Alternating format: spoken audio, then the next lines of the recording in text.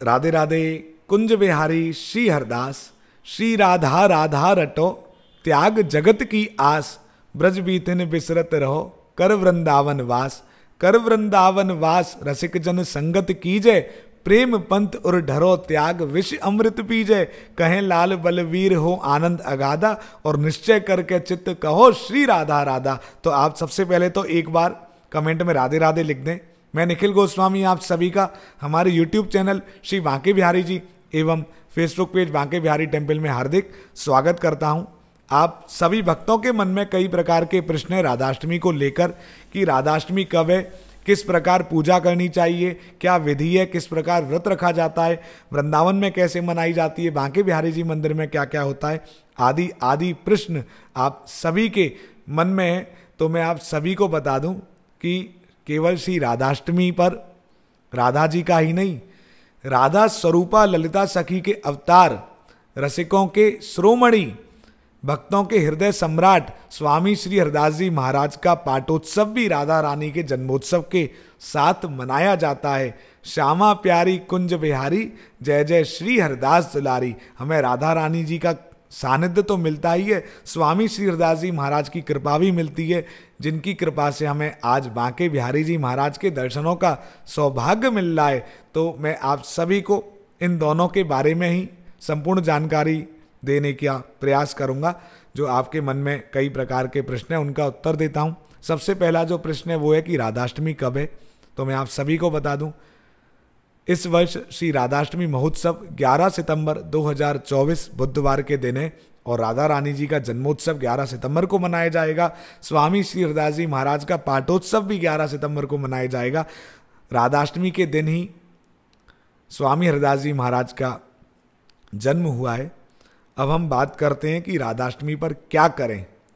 तो सबसे पहले तो आप सुबह 4 बजे श्री राधा रानी का, श्री कृष्ण जी का, आपके घर में युगल सरकार हैं तो दोनों का, और केवल लड्डू गोपाल जी हैं तो उनको ही राधा स्वरूपा मानते हुए, क्योंकि राधा जी और कृष्ण जी अलग अलग नहीं हैं, एक प्राण दो दे राधा कृष्ण सने। तो आप दोनों को एक ही रूप मानते हुए, राधा रानी मानते हुए महाअभिषेक करें। और अभिषेक जिस प्रकार आपने कुछ ही दिन पहले हमारे प्यारे कन्हैया के जन्मोत्सव पर किया है, ऐसे ही राधा रानी का करना है।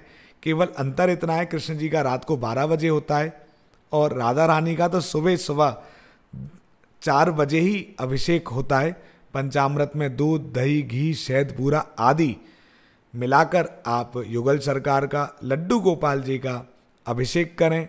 उन्हें उसके बाद स्वच्छ जल से स्नान कराएं और उसके बाद बहुत सुंदर श्रृंगार धारण कराएं। राधा रानी जी को जो सबसे प्रिय रंग है वो नीला रंग है।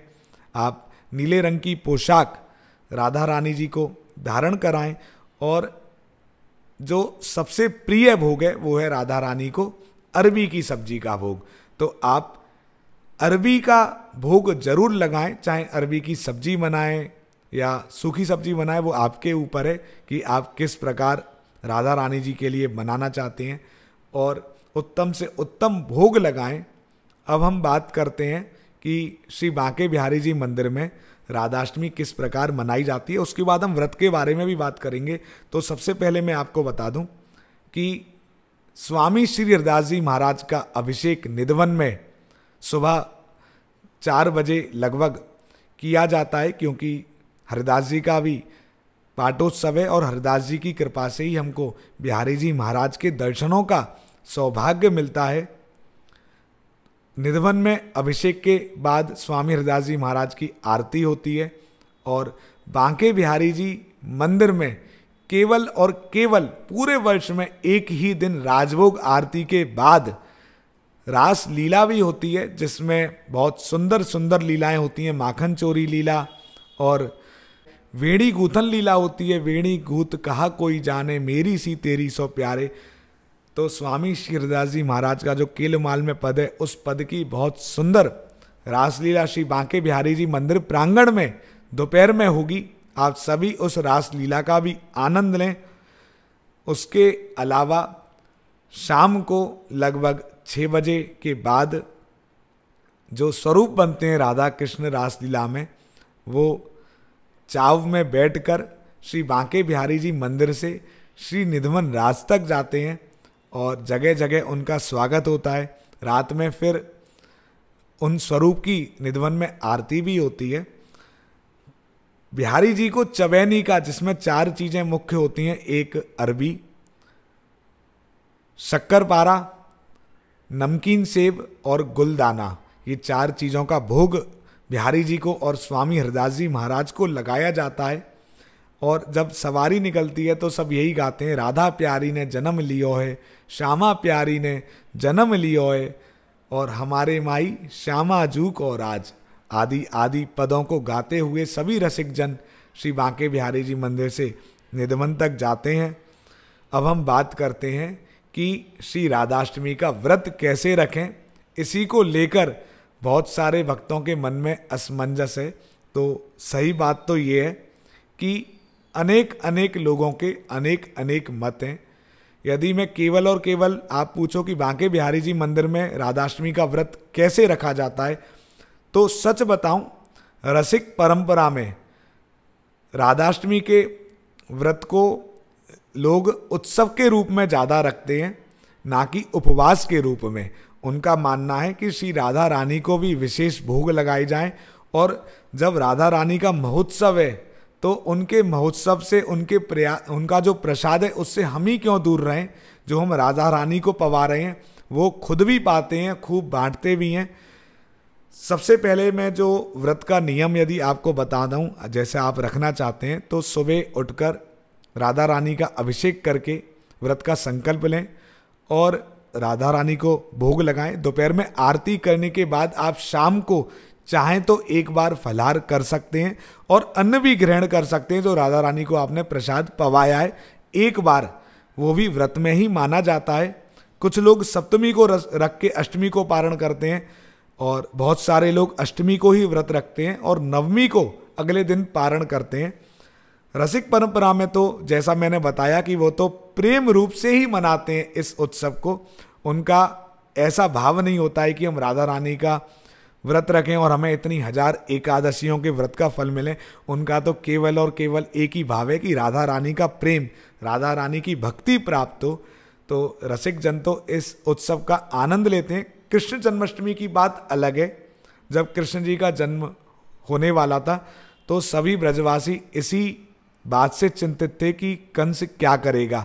तो इस चिंता में ना तो उन्होंने अन्न लिया था, ना उन्होंने जल लिया था, जब तक उन्हें ये नहीं पता चल गई थी कि कृष्ण जी तो सकुशल नंद बाबा के यहाँ पहुँच गए हैं। जब नंदोत्सव हुआ था उसके बाद ही उनका व्रत का पारण हुआ था। लेकिन राधा रानी के जन्म की तो सब आनंद मनाते हैं, खुशियाँ मनाते हैं। राधा रानी जी से आप प्रेम करो, जितनी बार राधा राधा आप गाओगे उतना ही फल आपको मिलेगा। तो व्रत का जो नियम है मैंने आपको बता दिया। अब आप किस परंपरा के अनुसार रखना चाहते हैं वो आपके ऊपर है। जिस परंपरा से आप हैं, यदि आप उनसे पूछ लो तो ज़्यादा बेहतर वो बता सकते हैं। बिहारी जी मंदिर में किस प्रकार होता है मैंने आपको बता दिया कि बिहारी जी के गोस्वामी या जो बिहारी जी से जुड़े हुए हैं या जो रसिक हैं वृंदावन के जो ब्रजवासी हैं या राधा वल्लभ जी के भी हों, वो भी व्रत नहीं रखते हैं। ना मैंने कभी रखा है राधाष्टमी का व्रत। हम तो सब स्वामी हरदास जी महाराज और बिहारी जी का उत्सव मनाते हैं। अब आप सब बहुत सारे तो भजन गाएं, कीर्तन करें और रात से ही जागरण शुरू कर दें। उसके बाद राधा रानी को पंचामृत से स्नान करा के खूब भक्ति करें, खूब नाचें गाएं, वही व्रत है। उपवास से ज़्यादा उत्सव को मुख्य मान के चलें। श्यामा प्यारी कुंज बिहारी, जय जय श्री हरदास दुलारी। नाम महादन है अपनो, नहीं दूसरी संपत्ति और कमानी। छोड़ अटारी अटा जग के, हमको कुटिया ब्रज माही बनानी।